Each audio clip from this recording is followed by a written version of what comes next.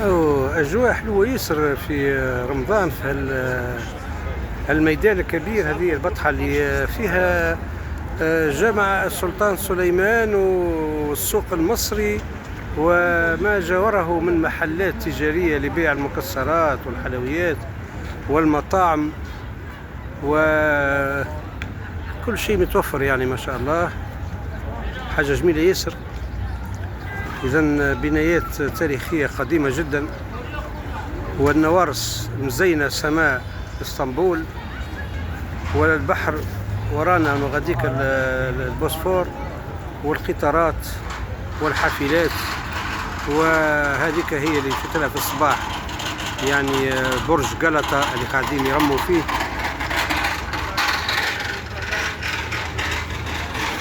حاجة حلوة ياسر.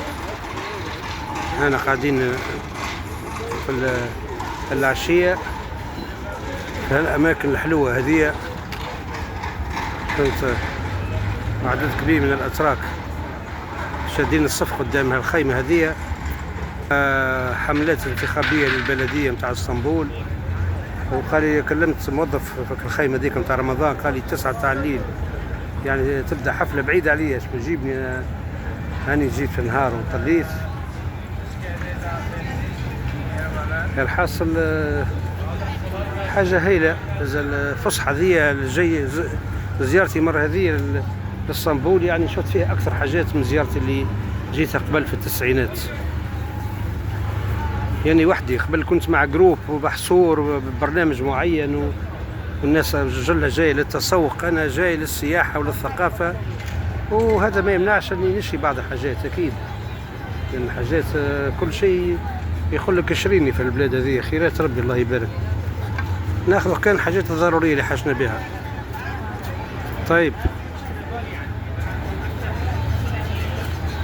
يستعملوا ياسر الموتورات ما شاء الله. أجواء حلوة في اسطنبول في رمضان، حلوة، حتى الطقس مناسب. الجماعة اللي يجوا في الصيف يتعبوا ياسر لأنه الرطوبة تكون عالية، لأن اسطنبول محاطة بالبحر. أنت هذا هو، يعني نكملوا نزيدوا نكتشفوا الأماكن هذه تاع الأسواق.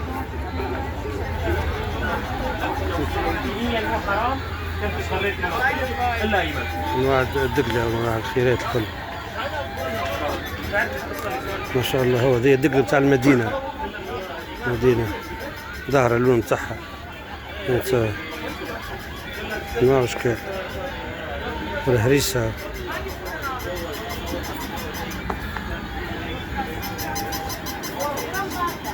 شوف، حتى الخروب موجود. شو يعمل كيف؟ هذه بتاع مصر، سوق مصر.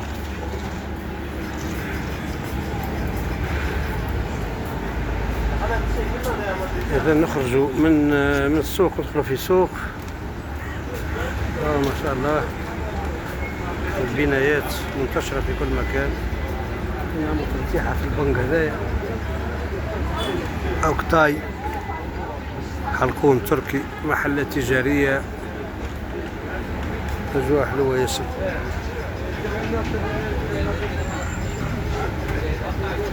أيوة جلسة في المكان هذا، البنك هذا، السوق.